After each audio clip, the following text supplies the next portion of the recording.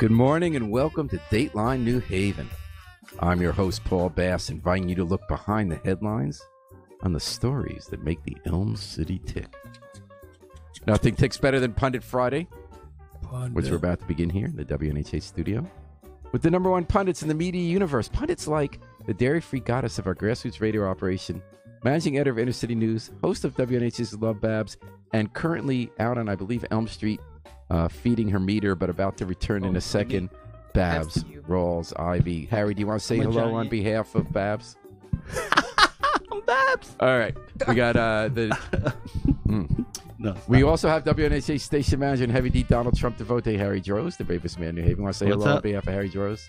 You got me as a giant and Joe as Lilliputian.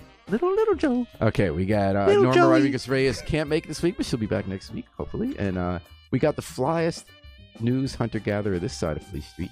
What I am is the coldest news Star, hunter-gatherer. New Haven, independent reporter, here. Markeisha Ricks. Markeisha. Finally, the final pundit we have here is the conqueror of cannabis commerce. Okay. The bright light in the New Haven light. Yeah. Police gonna be on your doorstep. The straightest shooter from Bermuda. The mystical and metaphorical man on the money, tap-lift, tempestuous and tight, temperance, banisher, bilious bullies, prince of pleasantries and punctuality, sorcerer of scientific solution, blessed beatboxer, banksters and bacchanalians, poobah of unparalleled political passion and perspicacity, righteous reaper of restitutions, Mr. Top 2%er, exalted expostulator of extemporis exegesis, bossa nova, mover and shaker, the griot of the grassy knoll, conquistador of cussing criminals, keeper of the cure, weaver of wellness and wisdom, mellifluous and meritocratic mitre of melody, plow driver of peace, the driver out of demons, discord and dissonance, optimizer of opulence and opportunity, liberated lion of facility, our executioner of existential enemies, alchemist of assonance and alliteration, the zealous zapper of xenophobia, He's sleeping. Look at him. of quotable quackery, the grandee of grandiloquence and gastronomics, our prize protector against pusillanimity, the Bodhisattva of battle rap, missionary of modesty, mesmerizer of masses, shaman of shoreline, potentate of 360 state, recognized ringleader of risque repartee, Joe Ugly. Yes, sir. Of Joe Ugly Show in the morning. Yes. Merry Christmas. Welcome, everybody. Merry Christmas. The occupant of the...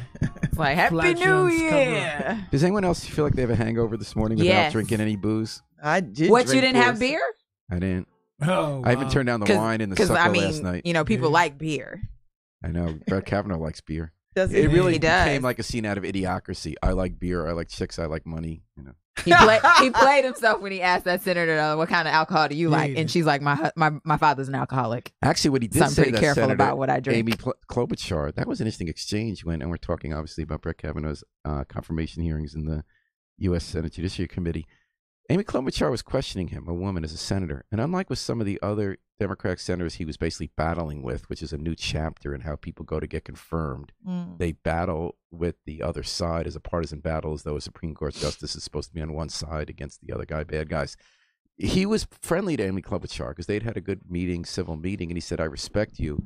And then he was upset that she started questioning him, about whether he's telling the truth, that he never passed out I don't even drunk. think he was actually upset with her. I think he was already off the rails, and so he was just responding the way he was responding to everybody else. Then he realized, like, oh snap, that probably didn't come off right. Well, that was actually to me, it was the most interesting exchange of the day, because here you had this female senator say, "Okay, we're checking your veracity, right? You said that you've never been blanked out drunk. You've written all these other things that make it seem like you have, and people say you have. Have you ever been blacked out drunk?" And his response to her was, "Have you?" Yeah. And then she asked her the question, she said, have you? You've never seen a person try to get on an esteemed, nonpartisan, supposedly position like you, Supreme Court Justice, answer in that kind of playground, fight, brawl, taunt, disrespectful way. And I think that's sort of where our country's gone. Yep. But you know what struck me this morning, folks? I was thinking about it. Yesterday during these hearings, it's very painful to watch, but they're a key moment in history. You folks in this room did a great job by doing a live blog. Harry Droz here, who sees the world in the Trump way, and Markeisha and Babs, who sees it in the right way, in the Obama way. And what struck me reading it, like decent human being, what struck me in reading it, I think you all did a good job, including Harry, even though I didn't agree with him. I thought he did a great job. It struck me, even though this is kind of an obvious point, it hit me in a new way, just what different realities this divided country operates in. And you read that and you realize, Harry didn't say anything nasty or, out of bounds, even from my perspective. from one perspective, in each perspective, the other side is operating out of evil, out of disgusting ethics, out of taking this country down a wrong path. So on the one hand, on one level, just half the country believe Brett Kavanaugh, half the country believe his accuser, but I think a deeper thing is at stake, which is that we, on very fundamental issues of who we are as a nation, what reality is, what kind of battle for evil and good is going on in our country and our world, we are so completely divided. We just see reality in such completely different ways. It comes to a head of day like yesterday, and stuff that really matters beyond this one incident that matters. And that's kind of chasing. Last night I was with some people. We were talking about this because everyone was talking about this last night. They said, maybe Abraham Lincoln should not have tried to bring the Union together with the South because we're still fighting the Civil War. And when Obama won, the North won. When John Kerry lost to Bush, when you looked at the map, when you look at the set of issues, when you look at voter suppression, etc., the South won with Trump. With some differences in some of the details. In general, the Confederacy, and in fact, the people who long for the Confederacy, like Jeff Sessions, who want to rebuild what that was and believe it was a noble cause, that's really, I think, what happened here. And it really stopped me. And I said, obviously a lot of questions about people who have ascended in the South and run some governments, but is that really what's happening here? And are we really two nations that need to be divided? There's something as a Black person that bothers me about this narrative. I'm sorry. Are you new to this? Because had we just gone our separate ways, there'd be slavery. Millions of people be enslaved. So yeah, but the argument, and you're right. So it just made me think of it in a new way, Marquisha, which is that in fact, under new rules and new methods, from my perspective, the South is using the whole government to enslave, whether it's through the prison industrial incarceration complex or through voter suppression. They're really trying, in a third version, to reassert white supremacy through government. Really? Yep. Mm-hmm. But I think that's I don't know that white supremacy ever wasn't asserted. It continues to be asserted. Right. It's just a new way. And it's not really new. It's just more aggressive and opaque, and you can see it. Well, it used to be legalized slavery and poll taxes. Now it's voter suppression ID laws. But again, that's a continuation. Yeah. It's not something that has stopped. It's so in that effect that it's been a battle that it's not a battle that we're fighting again. It's a battle we've continued to fight. I agree. I think that's what the guy was saying. And it just emerges in different ways. Absolutely. And I think what we probably need to do a better job is accepting that this is a battle that we're going to fight as a country forever. Can we have an alternative to that solution? Are we just hopelessly divided? Do we need to secede from each other? To Europe. Okay. Any thoughts on this, Harry? Well, Harry's 2% Jewish and he's I'm about to use all my bona fides today. 5% Ghana. First, right? That's what I was just gonna say. First, I want to give a shout out. Your president was here and he was speaking in clear sentences. That's what I was gonna give a shout out to my president from Ghana, my peoples. Your peoples. Anyway, so I think that was a very xenophobic statement by Babs, but. Really? That's besides the point. Oh, you don't want people. You don't want people to come over here who. What are you talking about? You're against immigration? No, I'm not against immigration. I don't understand, Babs. But anyway, no, look. And the narrative that Paul just sold to the audience and to you guys, I don't agree with. Nobody's trying to enslave anybody. Really, Harry? Right now. That's insane. Harry. It's always trying to be the victim. Always trying to stay the victim. Look at Joe. Joe just became a victim. Did Brett Kavanaugh present himself as a victim yesterday? In all his tears, he was the embodiment of actually rage. You ruined my life. You ruined my life. And that's the special thing about it, right? I wish he had some pearls. That's the special thing about it. The Democrats are so emotional, right? What? Are you serious right when now? Kavanaugh decides to show some emotion, really, they mock him. You guys are the bullies now. I honestly expected 45 to mock him. I was really surprised that he actually was like, all right, he did all right. I think the snowflakes, the Republicans yesterday needed a safe space to talk about how unfairly they'd be treated by women. Yeah. Hillary Clinton said 11 hours with these boys. Not one tear. Pursed lips, but not a tear. This boy, 20 minutes in, my name, my good name. I don't drink. I sing in the choir. Well, Joe and Harry, so separate from whether Harry agrees with the narrative, obviously doesn't. What about the larger point that we're so hopelessly divided and we see reality and the same information so completely differently that maybe it's a hopeless enterprise trying to make us one nation? Well, we definitely look, Markeisha, we were all here yesterday listening to the hearings, and the stuff that you were shouting out, or Markeisha would comment on. I was commenting on it. I was just like, it's insane how we see things so differently. That's not insane. And I don't know if there's this I don't see a bridge coming along, because everybody thought the bridge was Obama, and he actually divided us more. It wasn't trying that. Like, people decided to be divided over Obama. They didn't have to be. Is that Joe Ugly? Are we by virtue of black skin? That's how he did it. He didn't. Joe Ugly, can we be one nation indivisible? Then we should. I don't see why we can't. The thing about it is that we're gonna have separation. We're gonna be. Look, if they get rid of racism tomorrow, there's gonna be classism. It's always going to be something up there to make you feel or make you act different towards, because it's profitable. It's profitable. It's also to profitable put these to do isms this. in place. Exactly. When I saw to that point, and I don't want to deviate from that point, Paul. It's a great point. It's a great question. I don't have an answer. It's a great question. And in this great, as we say, experiment of ours over here, I'm not ready to put on the tools of experimenting. I'm not ready to say, let's go out the lab. I think we should stay in the lab and still try. Work out our differences. And in fact, we every day we could be in a place I'm where not Harry in would that get along. space. Okay. And Well, I will say that the space. president of Ghana was here stumping for democracy. And what did he say? He was at he's Yale a fan. last night. He thinks that democracy is the way forward for the continent of Africa. Mm-hmm. He's like, authoritarian rule is not the right way. Like, we've had enough of that, and look at the results. Right. So he's an advocate for democracy. I don't know if America's still an advocate for democracy, but okay. Yeah. By the way, Harry was right that, the way this hits such a fundamental nerve for everybody. He was right that I was like Lindsey Graham yesterday. I lost it. Same. And I talked in ways I don't want to talk. I mean, I was just like off my rack. This hit all my buttons. I watched that. I said, he's a rapist. Not really rapist. He acts like a rapist. He acts like domestic abuser. Look at all the Republicans. Charles Grassley says that, Dick Blumenthal, as Kavanaugh interrupts Dick Blumenthal, he can't get a question out of him. So I'd like to answer my question. Finish my question.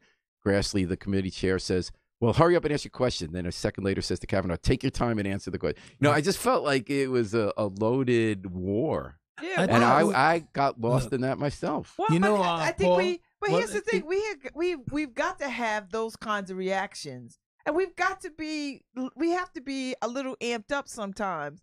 I don't think everything ought to be sort of hold hands and Elizabethan club tea room. We sometimes we gotta listen. And at the end of the day, isn't that democracy at its best when we could have these sharp opposing opinions, and then we could still? Here's the thing about that, though: there are only certain people allowed to behave that way. Well, that is true. Yeah, because Dr. Ford obviously presented a particular decorum. If she had come in the way Brett Kavanaugh had come in, we'd be having a completely different conversation. We'd be talking about how unhinged she was and how crazy she was. Was she on her period? Exactly. Well, I would have been with her if she came in like that and accused the Democrats, of basically victimizing her, because they're the ones who made her the victim. But you know what, Paul? I loved hearing you and Markeisha's comments, the blurting out. This is what Joe just said. This is democracy.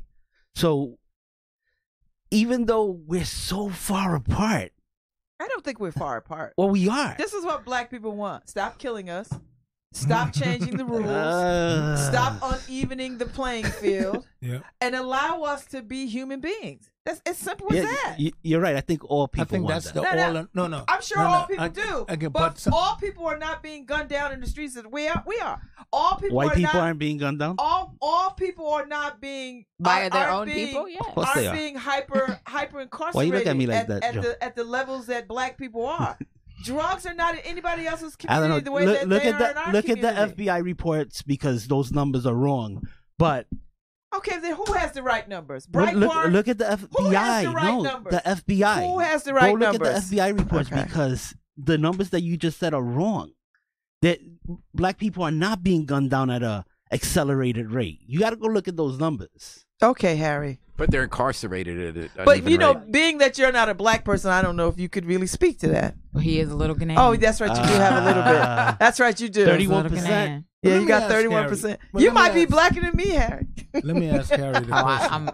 Harry, You might be blacker than me. Harry, could you please just tell me when was it that a white man was in his house sleeping, woke up, and got gunned down by the police?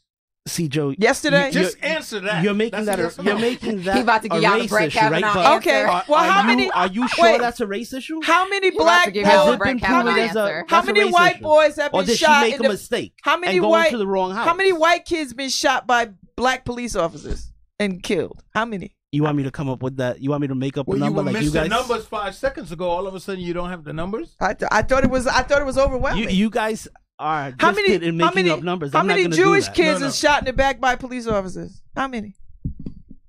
How many? Cricket. He about to give you a Brett Kavanaugh answer. No, see, here it is. Here How it is. many? Because, How because many? she knows I how don't many? have, how many that- Jews that's are in just jail? for effect, How many Babs, but Jews you don't are in have the jail? And answers. how many? Your how numbers many? were wrong, How many Babs. Jews have been caught drug dealing and are serving time Next, in jail? move on.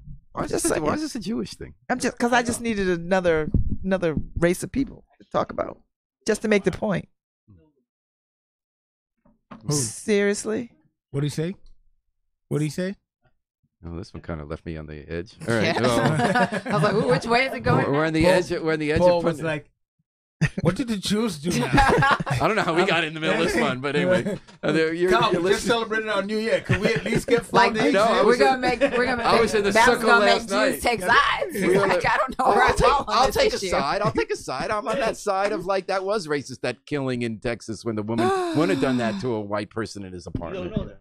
You don't know that because she thought it was. Has it happened? She thought she was going into Has it her happened? apartment. Has it But happened? anyway, but let me just say Has this because I got it offended happened? when you Has talked it about happened? when you just brought up Has Jewish it people for no happened? reason. I'm 2% Jewish, Has it? and I am offended. Okay. I hereby anoint Harry a member of the tribe. So Thank you you. better be at synagogue every Saturday. Or I you can be know. on Pundit Friday, which you're listening to right now at WNHH. You better get a 103.5 Torah, and FM, I better see you with it. live stream I think he has a young for your head. Come on. NewHavenIndependent.org. You know, and as a sidelight to all this, locally it's became a big issue, sort of locally, if you consider Yale part of New Haven, which it sort of He is, said, sort of if you isn't. consider Yale Law part of School. New Haven. So, like Yale Law School, We're right? such a bad Yaley. Brett Kavanaugh will become the fourth You're not getting invited to U.S. no Supreme- reunions. I never get to listen to any He ain't reunions. going. I never He been ain't to going one. anyway. Never been to one. Never been to one. Okay, 4 Yale Law School graduates will now be on the Supreme Court, and 5 Harvard Yale Law graduates. Brett Kavanaugh will be the 4th. Yale Law School sends them on the far right and the far left. Oh, Not I'm far gonna just left, say the far left Supreme in the Court was middle, better when it was a liberal. Howard graduate on there. And Yale Law School, though, became a place where protests took place this week. Students, These younger some liberal HBCUs students. on that board. So on here's that- what the story was. Yale Law students signed petitions, do sit-ins here and in Washington. They're the liberals or lefties who are against the conservative Brett Kavanaugh for being appointed, even though he's one of their fellow grads. Markeisha Ricks, you were at that demonstration. Did you, as someone who, if it's fair to say, sees the world more the way those protesters do in terms of who's right and wrong in this argument, when you went there, did it seem that simple to you about the conduct and the outlook of the Yale Law students and how they see an open society and who runs things? That's a loaded question. It is a loaded question because you know how I feel about the protest at Yale. I was How did you feel about the protest at Yale? Come by I here, was- my lord. Come by here. I was fairly underwhelmed, to say the least. I was probably pretty fired up when I came in because I was like, I don't understand what the point of this is. I The point thought of the protest? the point of the protest. Okay. They are law students, and so in fact, they will be hopefully not the Brett Kavanaughs of the world, but Mhm. they will be in positions of power in America a few years from now, right? Mhm. They will hope to be judges and Supreme Court justices and lawyers and senators, because some of the folks who were questioning yesterday during That's why the you go hearing, to Yale Law School. You don't go there to write wills. You want to go. They don't teach you how to write a will. at Yale Exactly. Law School. You're going to run the world. If you're going to Yale, you think you're going to run the world someday. Especially I the law hope you school. think so. Is it They- too late for me to get Because- in? They don't because- teach you like torts that much, except for one introductory course. Exactly. Which is a good one. So, I Yale students to be like, if they were going to do what they did, they could have gone to class. Because I wanted them to look at every angle of what's happening right now and how do you subvert this process? How do you, because I would assume your conservative colleagues are somewhere trying to figure out, oh, how do I get to the Supreme Court and fight these things that I think are unfair to conservatives? Marquise, they demanded that their professors not hold classes. What was that like for you to witness that? What was your take on that? From what I understand, they were having a teach-in as part of the course of activities. I'm like, well, if you're going to have a teach-in, just go to class. Like, can't y'all talk about this in class? See, I'm thinking something about the entitlement and the elite nature of that Yale Law School. Well, I'm going to let you say that because you went to Yale. Well, you've been to a number of events there where they always have all these liberal events. We're taking on Trump. Come here. We're going for an open press. Every time Marquisha goes, they tell you can't take pictures. When she's at the sit-in, everyone turn your back. You don't have to talk to reporters after they invite them there. They don't go march to meet up with the New Haveners, who are women talking about sexual abuse, and Brett Kavanaugh having their demonstration. Oh, they didn't come over? No, they didn't come over. And they were never waiting came for over. him. And I'm thinking, like, they believe that they're challenging power. But really what comes out of Yale Law School is the elite on both sides, who consider themselves the anointed elite who should run everything and are very unaccountable. I'll give you an example. Okay, so like the every judge now being named on the right comes from the Federalist Society, which is created and run by a Yale Law graduate as the son of a liberal Yale Law dean, who is a very decent man, good man, speaks out very much for liberal causes on U.S. Court of Appeals. His son is drawing up the list of these far right, but within the club, they all talk about how great they are. Every time a judge gets named on either side, Yale Law kind of closes ranks as an institution. And then the entitlement of the protest, they think they're bringing on God's, great cause, whether on the right or left. They started, they got all this grant money to start a clinic at Yale, First Amendment clinic. They said, we're going to help reporters in a free press in the era of Trump. They came, and this is even before Trump, they got it. And they came to see me. They say, you're a nonprofit website. We're here to help you. Let us know anytime you need help with a First Amendment case or any kind of open government accountability. So a couple years later, I called them up. It was a few weeks ago. Yale wasn't releasing a body camera video of questionable police conduct. In fact, the police wanted it released. It's because Yale, as a hedge fund worrying about its image, they wouldn't release it against all law as a chartered police agency. So I said, hey, we got your classic case here. Here I am, guys. Humana. They refused. Like, oh, wait a minute. They refused to actually take on the case. You can't bite the hand that feeds you. And then I went to find other lawyers to help me because I wanted to help me for free. Well, it turned out Yale was also hiring the most prominent law firm in town. And under legal ethics, no lawyers ever done work for that law firm, which is most of them could take it. We finally got someone, we finally beat their butt, and we got some help from National Group who saw it as, a test case. But, I mean, that's really, Yale Law School is first about their self-love. I know that because my wife went there and used to tell me about it. They all think they're God's chosen, and they are better than the rest of society. They should run society. And I think left or right is really irrelevant, and that they're deluded. And the way they treat Marquisha Ricks every time she goes to report on something, the way they deal unaccountably local press, and the way they do some very good work on immigration, take on Donald Trump, but anything that really gets to the heart of their power, whether it's their funders or their $29 billion endowment for the whole university, this image is protecting, even if they trample on law and individual rights. I think this week again was another case of the role they play in society. So what is your beef with them? Because I'm like, that's what they're supposed to do, ain't it? I think they're unaccountable. Aren't they supposed to do this? Aren't they supposed to protect whatever they amass for themselves? That's not what they say. They claim to be challenging power. Yeah, it's a when veneer she went to that of challenging sit-in, power. Marquisha, who had to work her way through graduate school, saw these entitled students who were making a big fuss over how their professors shouldn't give them a class because they're mad about the Brett Kavanaugh thing. And then they're treating her like a second-class citizen when she's trying to cover it, and they present themselves as hypocritical and getting accolades as being and it was challenging the contempt system of like the press. It's like, we want you here to document what we're doing, but we don't actually like. We don't want you. Are we surprised by this? I'm just trying to understand. Like, what is what I'm saying is calling them out? I'm saying it's a process of reinforcement because it's a process of reinforcement. All right. And it does matter, I think, to call them out, Babs, because it gets presented in a way that is alleging that it's challenging the status quo. I mean, I'm just not surprised. Call them out, but I'm not. I honestly think that Paul I'm not surprised. Paul wants me to go home and turn my son's room into his mom's new expansion. Well, no, I don't know. I'm going to kick him out the family now. I think Paul is just, he likes to call his school out. Because every time I try to use that against him, but they come from Yale. He goes, That's why I know they're horrible people. Look.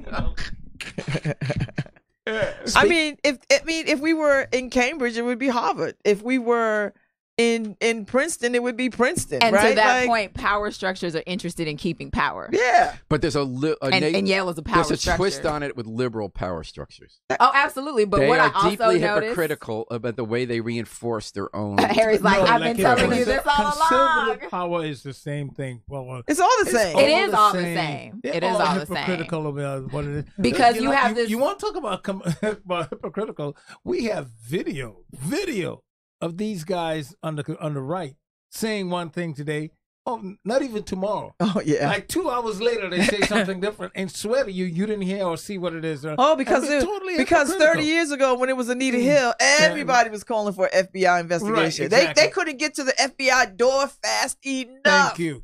And then stay tuned for breaking news afterwards, because God. I'm going to play the Joe Biden video where Joe Biden is telling everyone an FBI investigation doesn't matter because they don't draw any conclusions. That's not the point. And the Republicans made the same assertion in this time. If we have to say that, so what you're saying is they both take from the same playbook. You know what's the difference there, Harry? And I'm not going to linger on it. Brett Kavanaugh or anyone could just sit off there and tell any newspaper or any report, any media outlet, whatever they want to. But when it comes to the FBI, they can't. If they sit there and lie to them, guess what? There's a guy named Michael Flynn who have a story to tell you what happens in that house. And we also got a story. That's why you asked. And we got a story to tell you on Pundit Friday. We're talking about, and I guess we're looking at maybe there's some hypocrisy in academia and politics that touches all sides, but we are telling the truth here. WNHH 103.5. Hey, you know who I think told the truth last night? I think Bob Stefanowski told the truth. Ooh, what did he? I forgot all about because governor's race. He reinforced my narrow view and biased take on this governor's race. So he is the Republican for governor, a very conservative man, running against Ned Lamont, who's a moderate Republican type person masquerading as Democrat. So Bob Stefanowski was raising money in Stamford for his government campaign. He had 380 well-heeled Republicans. Those are those great words journalists use. Say well-heeled as though that makes them bad for having money. It's like it just don't stick. It just don't stick in my head. You might be hearing it a lot for 4 years, pal. No, it might get in your head. Are they gonna elect the Stefanowski? You don't think so? No. I had a really weird, interesting thing happen though. So I read a CT Mirror story about so Bob Stefanowski used to be like the head of a payday lending, which is illegal in Connecticut. Yeah. But prior to that, he was like head of UBS and GE. He was number 2 at GE. He doesn't play. And so like I came away from the CT Mirror article, but I came away from the CT Mirror article being like, like feeling a little different, as opposed to I was like, well, I'm looking at him a little more closely than I was before, because I was just kind of dismissive of him. He doesn't vote. I'm done with him. He's been a fascinating stealth candidate.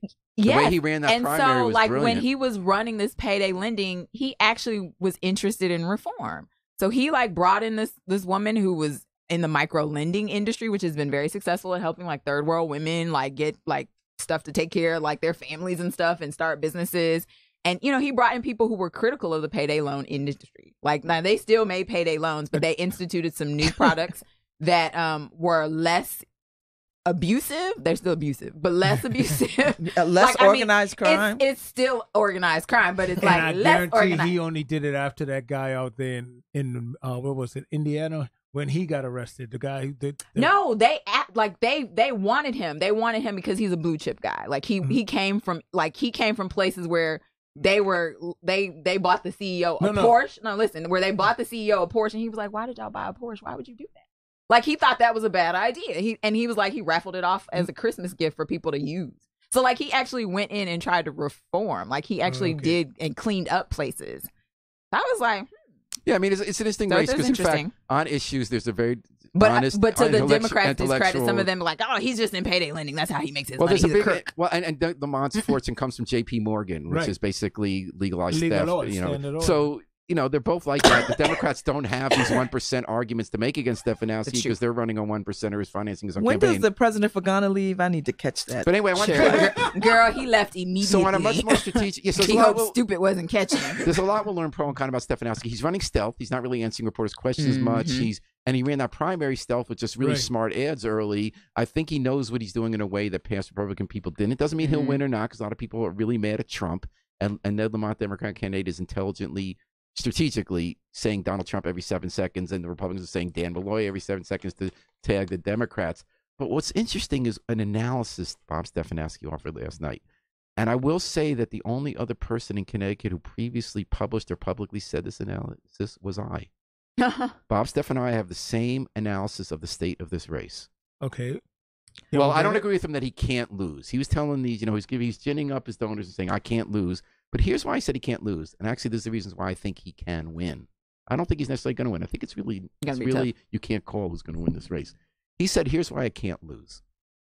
He says, here's how Ned Lamont has agreed with me in defining this whole race. Who is the better tax cutter? Whom do you believe is going to cut your taxes? Bob Stefanowski, who very sincerely believes in the supply side, I would say discredited economics of Arthur Laffer, but he believes it very sincerely that if you cut taxes, more money will magically appear and then government can still function. And, Ned Lamont does honestly believe that you can't get out of a $5 billion 2-year deficit by just cutting taxes. But what Lamont has agreed to do is to make the focus of his campaign, he's not going to cut your taxes, I will. He's lying saying he's going to cut them to max by eliminating the income tax. But what I'm going to do is I'm going to cut your property tax by not cutting the income tax and giving some aid to cities. And then he even throws in these ridiculous things like he says, I'm going to cut a $250 small business filing tax. The classic thing that you usually hear from conservatives saying, I'll make you happy with the little tax thing, doesn't really change your life much, but looks like cutting taxes, but in fact cuts a bigger hole in our ability to get rid of a deficit, because it's $20 million, that $250 million, that's another $20 million you got to find in government. So and I think the reason Lamont's doing this is that we have over 900,000 unaffiliated voters in Connecticut. They're the biggest party. That's twice as many as the number of registered Republicans, and more than 100,000 more than the number of Democrats. They're going to decide the election. That and whether people can get their base out. Can Lamont excite the base? So he's been willing to say all along, I'm going to get those New Haven votes anyway. Although he needs an 18,000 vote margin in New Haven, which he's going to have to rely on Unite Here for, which I think they're going to try to get him. But in the meantime, I'm going to look like the more centrist person by saying, I'll cut your taxes, not him. I think what Stefanowski realizes that if you allow that to be the issue, rather than greed, rather than some tough decisions that have to be made, telling you the truth, whatever, if you allow the central issue to be in your commercials and your debates, I will cut taxes, no, I'll cut taxes, whom are people going to believe is sincere? The conservative Republican who deeply believes it as an article of religion, or the Democrat who feels that people can't speak honestly about taxes and elections? Anyone who's sitting around in 2018 thinking that the conservatives have the right hand of the father when it comes down to cutting taxes just fell apart just last year with the tax plan. That conservative tax plan was they played a 3-card Monty with the tax report.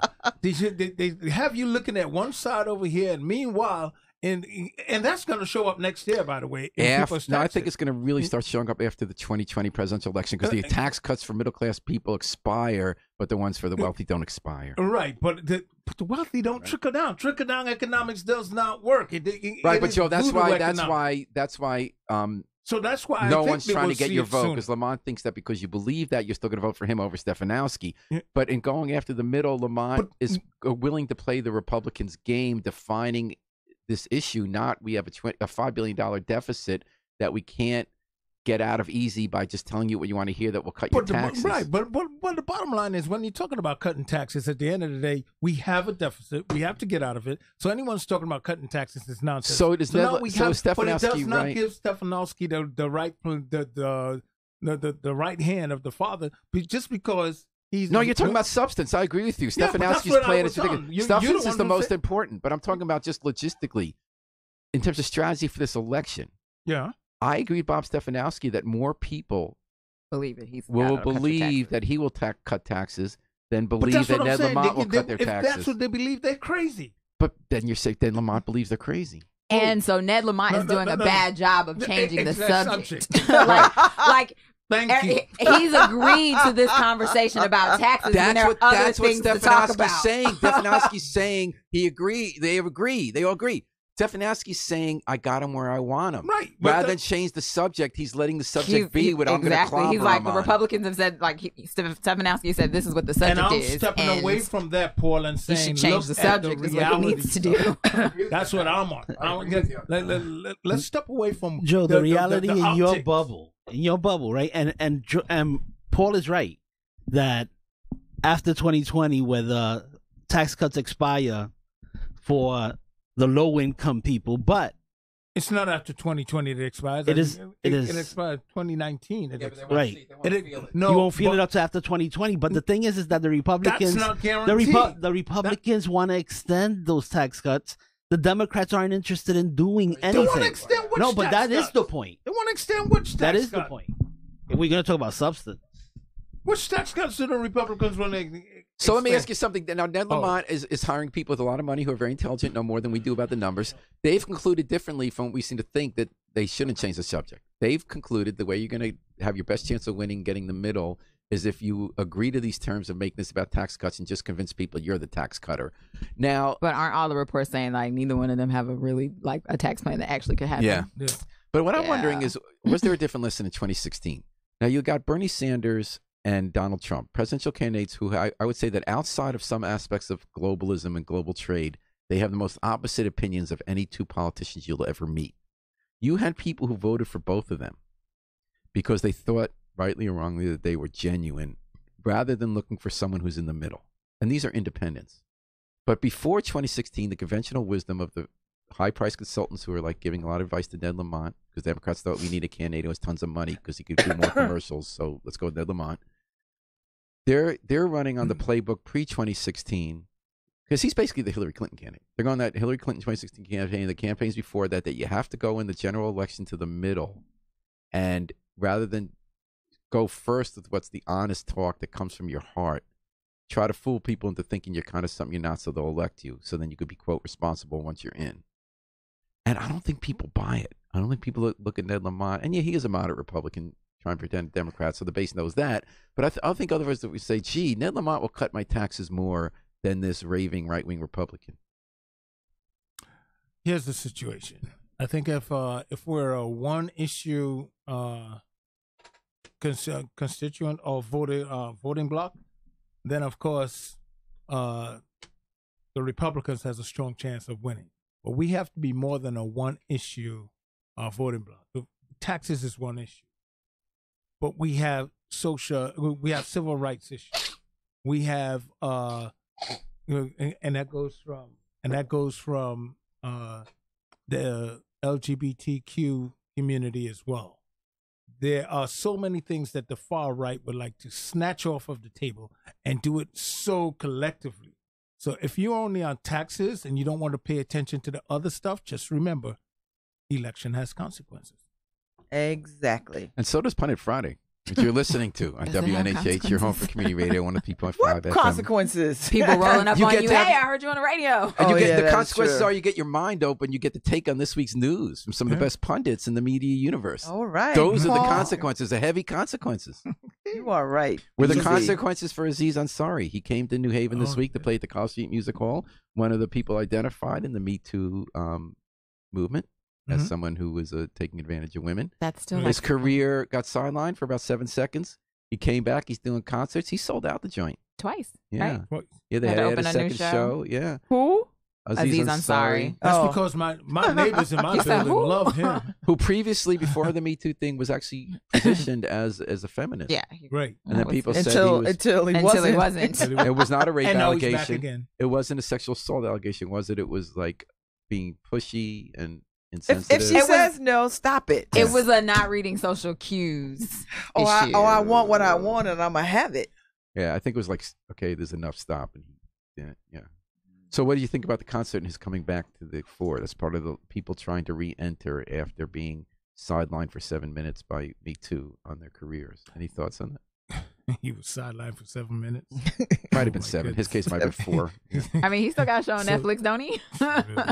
But you know, I was talking with a group of fellas lately, and it's like, guys, and you know, we're sitting around having this conversation, and one of the things is that, you know, guys are always expected to be the guy in the relationship, the ones to step up and make the move and approach the woman and such. And sometimes a woman might say no in that she don't want to be bothered or what have you. You walk away from it. That might not be what it is that she really meant. We have that. I've had that experience in my lifetime as well. So we're in a little gray area. I'm just glad I'm not in the dating. So you're saying no means yes? It's no. That's not what I'm saying. What I am saying is I'm glad I'm not in the dating game because I'm really glad I'm not in the dating game. Gray area right now. It's why? So I hate it. There's no gray area. I agree with you. I agree. I don't mean because of gray areas. I just hate it. I hate the whole game. I just think it's like there's no gray area because what you're talking about, like you talking about it at that level where you see somebody and you talk to them and they like dish you and then they're like, but I didn't really mean for you. No. The Me Too movement is about that. The Me Too movement is about sexual assault. And I can tell it's more than just assault. It's also harassment. To me, it's also harassment. Harassment. No, harassment is like, hey girl, hey, you looking real good today. Oh, why you got them jeans on? And you smile and you keep it moving. And it's like, oh, you ain't gonna talk to me? I'm walking down the street with you now. I'm following you into the store and I'm walking around the store with you. That's harassment. That's harassment. If you're not clear, that's harassment. Now we're talking about sexual assault. The Me Too movement is also about sexual assault. Mm-hmm. I can tell you right now, and I tell you today, and I tell our audience, I've been in male dorms that I wasn't supposed to be in states of undress with different men, and didn't get raped. You know why I didn't get raped? Because they weren't rapists. Mm-hmm. Good point. And that's a good point. And so there's no gray area. Okay. There's no gray area about that. And that's a good point. Sexual harassment, it comes on different levels as well. It's not just from men. It comes from women as well. It does come from women as well. Okay. Women can be sexual harassers. Nobody's saying that. Oh, no question about it. I mean, what are our percentages here? 99 to 1? No, that's not the point. That's not the point. The point it does happen. Babs? Markeisha spoke for me. She was, yeah. She Tiffany, spoke for me too, but I'm still going to add on. Comedian Tiffany Haddish. Mm-hmm. I thought she had the best take on this whole thing. She said, "What? Men are confused? I'll give it to you simple. You got your thing out. It's no good." Well, that's true. You got your thing out, and it's not supposed to be out. But if you got it out, but also I'll add on to that. If you got your thing out, and the girl asks you to put it away, put it away. Wow. I mean, because I've been in a position to ask people to put their thing away. Are you serious? I have. I think that's past harassment. No, but I wasn't being harassed. I was in a consensual situation, and I decided I didn't want to go through. Oh, okay. And the gentleman got up, put his clothes on. Yeah. He was mad. Deuces. But he's not a rapist. There you go. Because he doesn't rape. Is a simple fact. Don't be a rapist. I've been in that situation before, but I mean, it's like a mental quotient. But there are men who want to make that argument that once we get that far, you got to go through with it, that we have a contract. We don't. We don't have a contract. So the legislature actually passed a law on this year, but saying that in campuses, because they can only regulate that apparently in this law, that yes means yes and no means no. Mm-hmm. And on both parties, everyone voted for that law except for one person who was running for lieutenant governor in the Republican Party, and who Bob Stefanowski, who was very forthright on some other issues, is kind of trying not to talk about that in this law. And as I said earlier, ladies, remember that issue. Remember I said, if you're a one-issue constituent, that taxes mean a lot. But if you're looking at the broad picture and realize there are many more other issues on the table. And that's where Democrats need to thread the needle. Exactly. Absolutely where they need to thread the needle. You need to focus in on Unfortunately, their top candidate isn't doing that. So we got just a couple minutes left. Does it kind of ruin the vibe to talk about 20-year tax abatement for Nice Square? Does it what? So they say speaking of taxes, the Nice Square, is that great neighborhood they built east of downtown. They fixed historic buildings. A lot of people live there. It's a place we show that you could have all incomes living. Of the 300-something apartments, 60% are affordable. You have poor and middle class people living with wealthier people. You really don't know which apartments are which, and it works. But the financing went south. They found a new person to buy it. So that means they're going to kick all those poor people out so they can go for market? No, they did the opposite this week. They approved a deal where all 60% remain subsidized. Well, then, of course. But they said the only way we're going to make this work is with a 20-year tax abatement. So the city officials who have to vote on this agreed to that negotiation. And the city is the people make decisions. They're in a tough spot, but that's what we elect them for. I don't feel sorry for them. They're not like the Republicans yesterday needing a safe room to be, safe space to be snowflakes. You ruined my name. But they have on the one hand. I think you'll feel fine once you're on the one Supreme hand, Court everyone justice. tells the people making laws, Maybe you got to just keep smiled. taxes.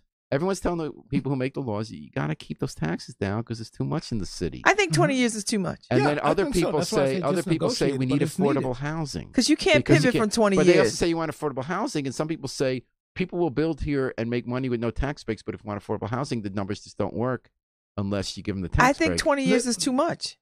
Isn't 9 Square fall under? I don't know how it works. So, are there any historic dollars or something like that? Yeah, that's the part how it got built. Yeah, okay. And some people didn't ask a lot of questions. The older thing, like, are they also already getting subsidies for that they don't need the tax break? Hard to tell. The group that's doing it has a very good record. Beacon Communities. They've been doing Monterey Place projects that around town. I think 20 years is too tenants much. are happy. Yeah. Because you don't know what'll happen. Exactly. Anything can happen in a decade. Right, exactly. 10 years is good enough. 10 years is good enough. I look at the historic factor of 9 And then Square they could come itself. back to the table in 10 years. Because fact- anything could happen. Right. You don't know what the leadership will look like. You don't know what the The environment. economy will look like. Right, the economy. Correct. So I say 10 years. I'm with you, Babs. But I love the historic factor of 9 Square. I mean, it is the it's what every city in the United States is built off of. Right, and just one block 9 away, you Square. got like the luxury 360 State Street Tower that looks down on the nice square, Listen. It's like, yes, I Certain love to individuals living there in the look at 99th that. floor. While I drink my Let coffee. me be very clear. I see every 9 Square. Okay? Joe, who lives up in that tower. All right, folks, thank you so much for joining us. Joe Ugly, the one center. Thank you so much for joining us. 2%. He's Mr. 2%. Oh, let's clarify, Mr. He's 2%. he's also the poobah of unparalleled political passion and perspicacity. Oh, Lord. Joe Ugly, you're talking about, right? He's the daring Don of deliberation. Are we going back to this? He's the Sultan of Spit. Yes. He's the West Indian Whisperer of Ankh, and other things. Too many to mention. But I just want to mention that I really appreciate you joined us today on Pundit Friday. I appreciate every Friday I'm with the most wonderful pundits in the world who double as great human beings. Thanks for joining us today. Babs Earls, Ivy, Markeisha Ricks, Harry Droz, and Mr. Joe Ugly, Norma, Rodriguez Reyes. Hope we'll be back with us next week. In the meantime, we're going to take it out with the Afro-Semitic Experience, performing I Wish I Knew How It Would Feel to Be Free, from the group CD, A Plea for Peace. Now we know what it's like to be free. We just got to remember to book our flight. Book it and fly free with us all weekend long here at WNHH New Haven's home for community radio.